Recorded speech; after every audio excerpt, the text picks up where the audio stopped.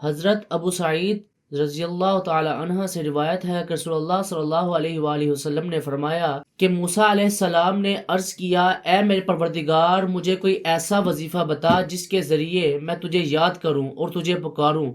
اللہ تعالیٰ نے ارشاد فرمایا، اے موسیٰ، لا الہ الا اللہ پڑھا کرو۔ موسیٰ علیہ السلام نے عرض کیا، یہ کلمہ تو تیرے سارے بندے پڑھتے ہیں، مجھے کوئی خاص وظیفہ بتا، کوئی خاص ذکر بتا۔ اللہ تعالیٰ نے ارشاد فرمایا، اے موسیٰ، اگر ساتوں آسمان اور جو اس میں آباد ہیں میرے ذات کے سوا اور ساتوں زمین ایک پلے میں رکھے جائیں اور لا الہ الا اللہ دوسرے پلے میں رکھا جائے، تو وہ پلہ جس پلے میں لا الہ الا اللہ رکھا گیا ہے وہ دوسرے پلے پر بھاری ہوگا۔ حضور صلی اللہ علیہ وآلہ وسلم نے ارشاد فرمایا، قیامت کے دن اللہ تعالیٰ امت محمدیہ کے ایک شخص کو تمام مخلوق کے سامنے کھڑا کرے گا۔ اس کی سیاہ کاری کا یہ عالم ہوگا کہ اس کے سامنے اس کے اعمال نامے کے 99 دفتر کھلے جائیں گے اور ہر دفتر حد نگاہ تک لمبا ہوگا۔ پھر اس سے ارشاد ہوگا کہ اس میں کسی بات کا انکار کر سکتے ہو؟ میرے ان فرشتوں نے جو نیکی بدی لکھنے پر مقرر تھے تم پر کوئی زیادتی تو نہیں کی؟ تو بندہ عرض کرے گا، اے پروردگار، نہ تو انکار کر سکتا ہوں اور نہ تیرے فرشتوں نے کوئی زیادتی کی ہے۔ اللہ تعالیٰ فرمائے گا، اچھا تو پھر تمہارے پاس ان گناہوں کا کوئی عذر ہے؟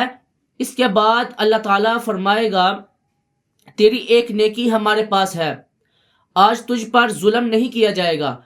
اسی وقت ایک پرچہ نکالا جائے گا جس پر اشہد ان لا الہ الا اللہ اشہد ان محمدن عبدہ و رسولہ لکھا ہوگا، جو اس نے خلوص کے ساتھ دنیا میں پڑھا تھا۔ اس پرچے کو میزان میں رکھا جائے گا اور وہ عرض کرے گا، یا اللہ، میرے 99 دفتر گناہوں کے مقابلے میں اس کی کیا حقیقت ہے؟ اللہ تعالیٰ فرمائے گا، اس پرچے کو ضرور تولا جائے گا۔ چنانچہ اس کو تولا جائے گا، اس پرچے کو، تو وہ ان 99 دفتروں پر باری ہو جائے گا۔ حضور صلی اللہ علیہ وآلہ وسلم نے ارشاد فرمایا، جو شخص یہ کلمہ پڑھے گا کہ اگر اس کے دل میں گندم کے دانے کے برابر بھی ایمان ہوگا، وہ بھی دوزخ سے بری ہوگا۔ اسی ویڈیو میں آپ کو میں استغفار کے متعلق بتاؤں گا۔ استغفار کے جو معنی ہیں وہ معافی چاہنے کے ہیں۔ استغفار کی بڑی فضیلت ہے۔ حضور صلی اللہ علیہ وآلہ وسلم نے ارشاد فرمایا، اللہ تعالیٰ معافی چاہنے والوں سے، معافی مانگنے والوں سے بہت خوش ہوتا ہے اور اس کے تمام گناہوں کو معاف کر دیتا ہے۔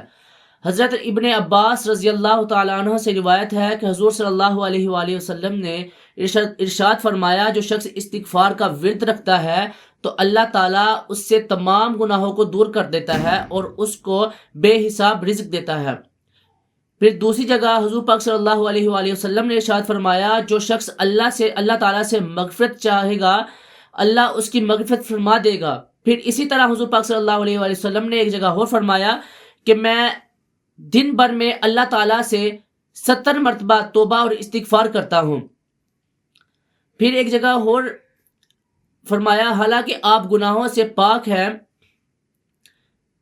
حالانکہ آپ صلی اللہ علیہ وآلہ وسلم گناہوں سے پاک ہے، معصوم ہے۔ دوسری روایت میں ہے کہ 100 مرتبہ توبہ اور استغفار کرتا ہوں۔ ایک روایت میں ہے کہ میں 70 مرتبہ سے زیادہ توبہ اور استغفار کرتا ہوں۔ اللہ تبارک و تعالیٰ کی بارگاہ میں دعا ہے، اللہ تعالیٰ ہمیں توبہ اور استغفار کرنے کی توفیق عطا فرمائے اور 5 وقت نماز پڑھنے کی توفیق عطا فرمائے اور زیادہ سے زیادہ نیکی کے کام کرنے کی توفیق عطا فرمائے، آمین۔